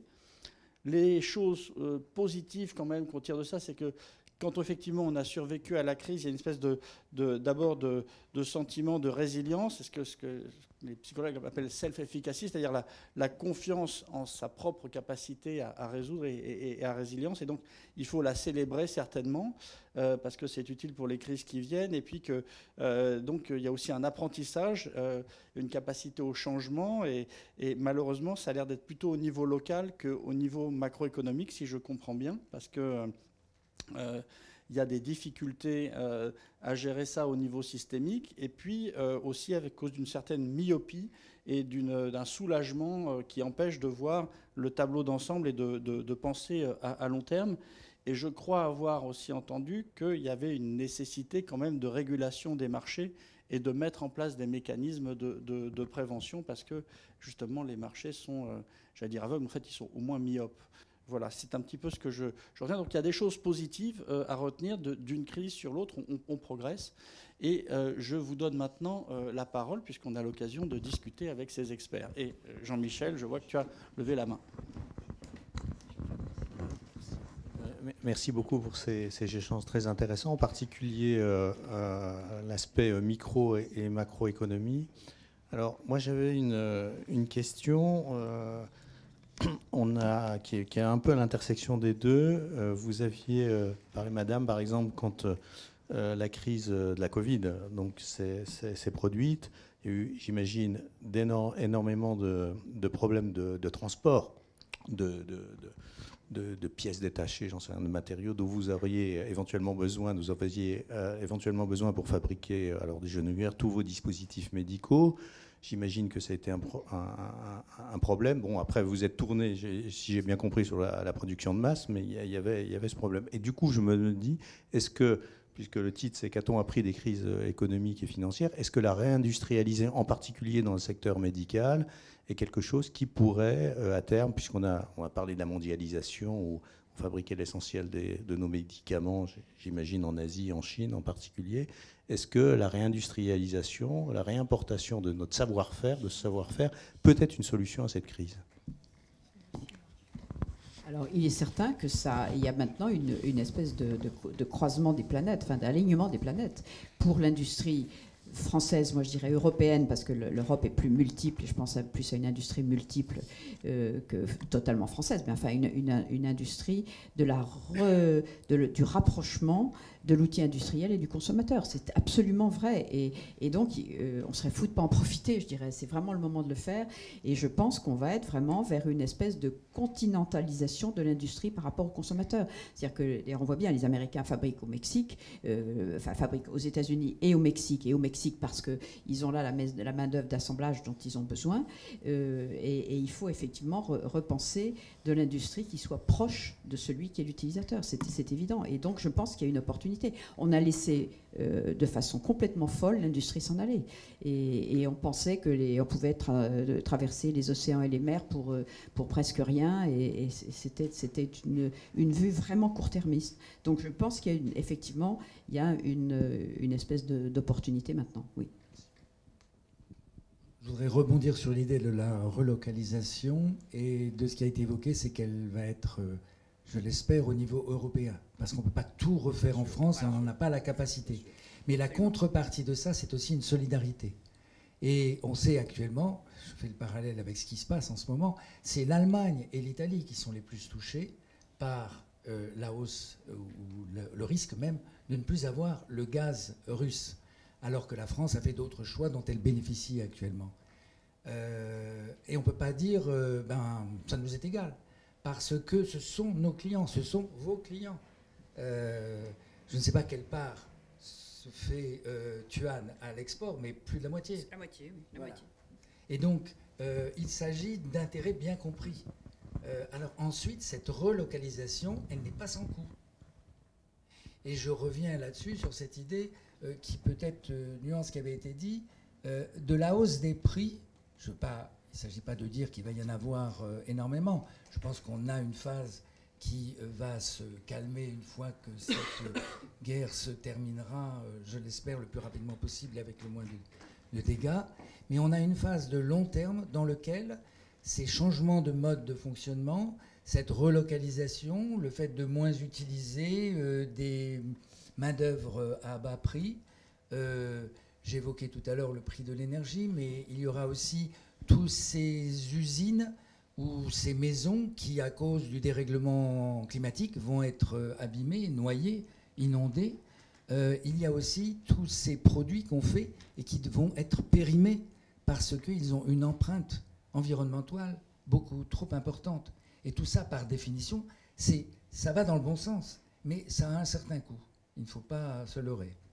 Oui, en fait, voilà, ce qui m'inquiète personnellement, c'est qu'effectivement, alors on voit bien que les États réagissent beaucoup plus vite financièrement par rapport à 2008, etc.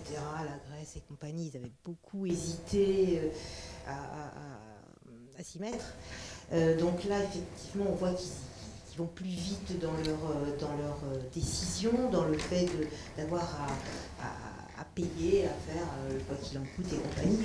Enfin, moi, je me dis ça va de plus en plus vite, mais quelque part, est-ce que c'est sain tout ça que l'État, finalement, on sait que l'État va devoir agir de plus en plus vite face à une prochaine crise.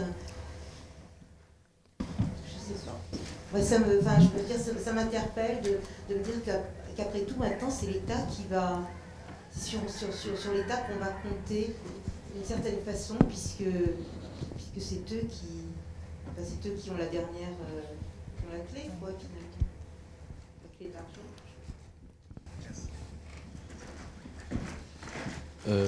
Sur ce point, on parlait au tout début de la table ronde d'une grande transformation, ce qui s'est passé depuis 2008. C'est vrai qu'on a vu réapparaître les États de manière massive, on peut dire. C'est quand même un phénomène. Là, on voit une continuité, que les États réapparaissent en tant que, notamment par le biais financier. Que les États n'avaient pas totalement disparu. Ce qu'on appelle le tournant libéral, néolibéral des années 80, ce n'est pas une disparition de l'État, c'est l'État qui passe à un niveau régulateur, beaucoup plus qu'un État interventionniste. Depuis 2008, on voit réapparaître un État interventionniste qui se traduit nécessairement par la hausse de la dette publique et la hausse des dépenses. Cet État interventionniste, alors ça pose 3 problèmes. Le premier, c'est qu'il n'est pas du tout interventionniste dans les mêmes secteurs à la même échelle. C'est-à-dire que ce qu'on voit aujourd'hui, notamment, c'est que, par exemple, dans l'hôpital public, l'État n'intervient pas assez, laisse en fait certains hôpitaux en jachère, n'est pas à la hauteur. Dans d'autres domaines, il intervient très vite, très rapidement. Donc, ce qui pose une grande question, c'est pourquoi est-ce qu'il intervient, pourquoi des milliards peuvent être dépensés en quelques jours pour certains secteurs, pourquoi pas pour d'autres. Donc là, ça crée des problèmes politiques très importants qui reviennent, c'est la question de où discuter cette question d'allocation. Et c'est là que viennent les deux problèmes de l'intervention de l'État qui apparaissent aujourd'hui, c'est-à-dire comment discuter les choix, où les citoyens peuvent-ils avoir quelque chose à dire sur les choix à faire, sur la manière d'évaluer ex post, est-ce qu'on a bien dépensé, où est-ce qu'il fallait. Donc est-ce que seulement une démocratie parlementaire suffit à cela? Est-ce qu'il y a d'autres organes démocratiques?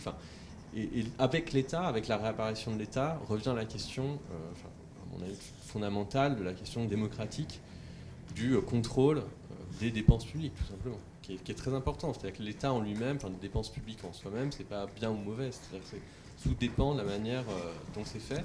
Et souvent, par exemple, souvent il peut y avoir une illusion que l'État, parce qu'il grossit, d'une certaine manière, devient tout de suite plus social. Non, il n'y a pas de coïncidence entre les deux. C'est-à-dire qu'un État peut intervenir massivement, on peut avoir une dette publique qui est triplée. Cela ne veut pas forcément dire que les dépenses elles vont être plus sociales, que la taille de l'État est forcément liée à un État social, par exemple. Et la deuxième question, c'est celle du financement, qui revient et de manière tout à fait légitime. C'est-à-dire comment tout ça peut être financé. Et là, ça repose cette question qui a été abordée plusieurs fois ce soir, du gestion entre le court terme et le long terme. C'est-à-dire que ce que font des marchés financiers, toute l'intermédiation financière, que ce soit les marchés, des institutions financières, des banques, en fait, d'être capable de recueillir des fonds à court terme pour ensuite les transformer en investissements de long terme. Ça vaut pour des investissements privés, ça va aussi pour l'État, pour le financement de la dette publique. Et aujourd'hui, ce qui se pense est en grande partie à réinventer, étant donné les mutations extrêmement fortes qui sont passées depuis 10 ans dans les formes d'intervention de l'État et dans le financement de l'État, c'est la manière de financement dont on finance la dette publique. C'est-à-dire qui doit financer la dette publique? Est-ce que c'est les particuliers? Par quels moyens? Comment faire prendre en compte que quand les gens épargnent, ça va à un financement de la dette publique, etc. Des grandes questions, que là on n'a peut-être pas le temps de tout aborder, mais qui sont à mon avis fondamentales. Simon, tu voulais dire quelque chose? Oui, j'ai une question qui est un peu dans le prolongement de ce qui vient d'être discuté, qui est un petit peu à tiroir aussi. Est-ce que, je ne sais pas à qui s'adresse plus spécifiquement la question, mais est-ce que vous avez le sentiment que le quoi qu'il en coûte, en fait, est la grande leçon ou l'état d'esprit qui finalement s'impose, qui est déjà apparu, alors je ne sais pas si c'était la toute première fois au moment de la crise de 2008, mais qui en tout cas s'est vraiment imposé maintenant. Donc est-ce que c'est ça un des grands enseignements? Et du coup, la suite de cette question, c'est est-ce que du coup la finance, parce qu'il faut financer ces actions-là, quoi qu'il en coûte, mais ça coûte toujours quelque chose, donc il faut bien financer. Donc, est-ce que la finance, finalement, n'est pas aussi une réponse, tout autant qu'elle a pu apparaître comme un problème dans ces crises? Et en fait, le dernier aspect de la question, c'est est-ce qu'on peut vraiment parler de la finance, ou est-ce qu'il y a plusieurs sortes de finances? Parce que sur les marchés financiers, le fait de s'endetter auprès de banques, auprès des particuliers, il y a énormément d'aspects différents, j'imagine. Quel est votre point de vue là-dessus? Alors, un début de réponse. On a beaucoup parlé, même sans prononcer les mots, de l'action budgétaire et de l'action monétaire, par les gouvernements dans les dépenses ou baisser les impôts, et puis des banques centrales en injectant de la liquidité. Et ça, ce sont des actions de court moyen terme.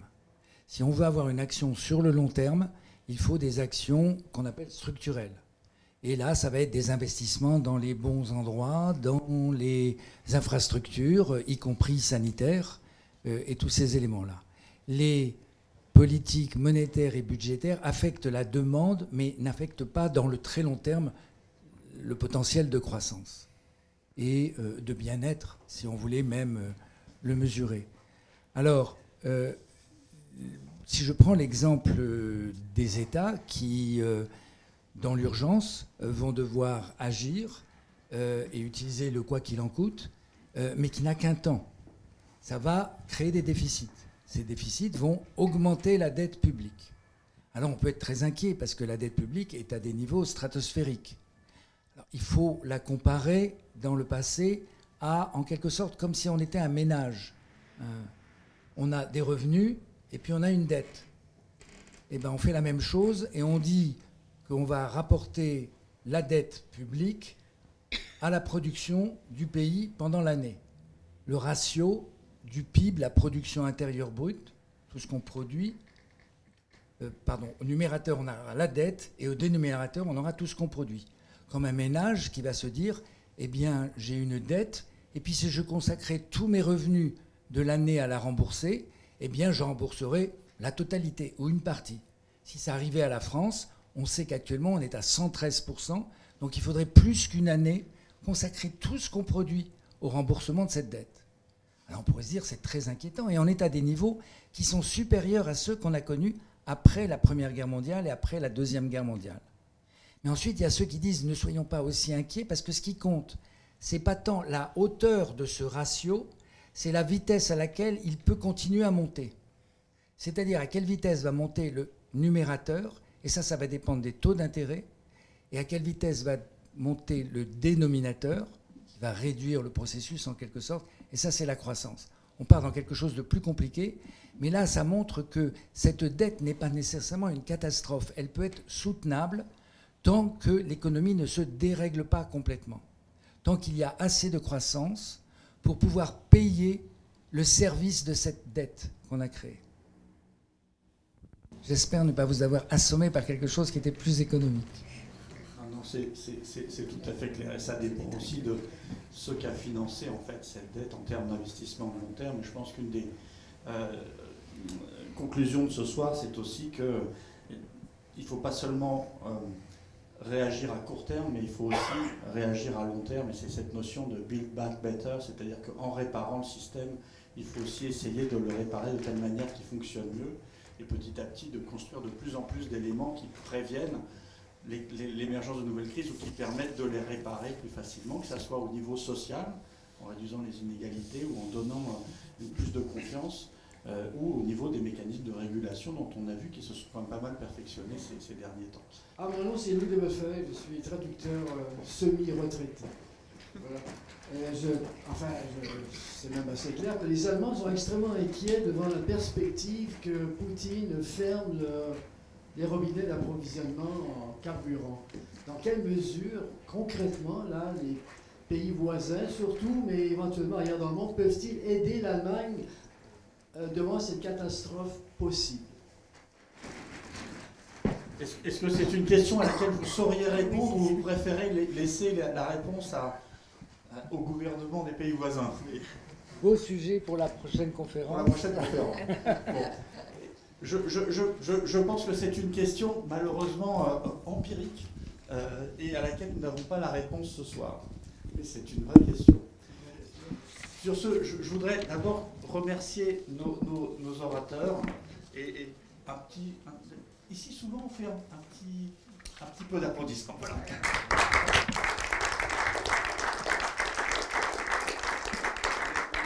Merci encore et bravo. Peux-tu nous annoncer la suite?